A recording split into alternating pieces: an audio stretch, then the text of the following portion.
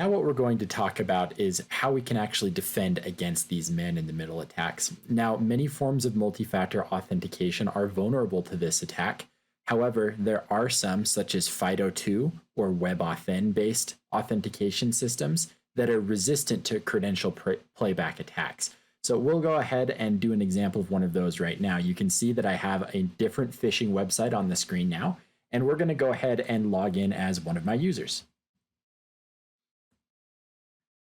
So you can see we enter in the username just like normal. Then we're going to go ahead and enter a password.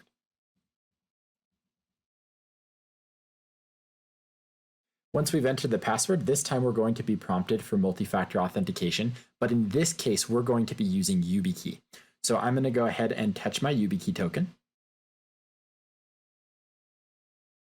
And now it's going to redirect me to my page, just like we saw before with the Microsoft attack. And let's go ahead and look at the view of our hacker now.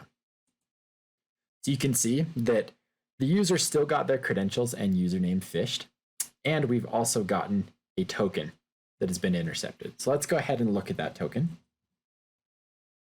Looks like it's ID 87, so we'll go ahead and look at that.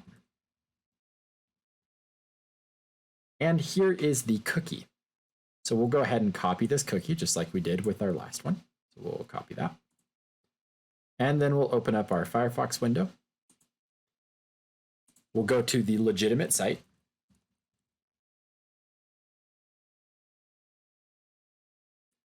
And we're going to use our cookie editor to import that cookie.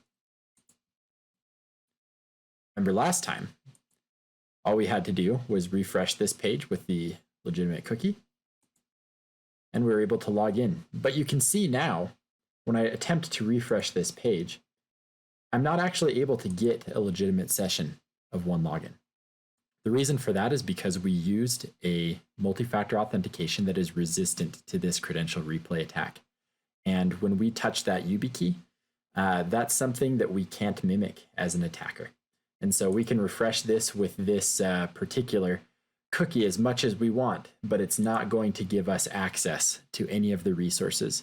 So your user may have been compromised for their password and username, but as long as their modern form of authentication was used, they're not going to be able to be compromised.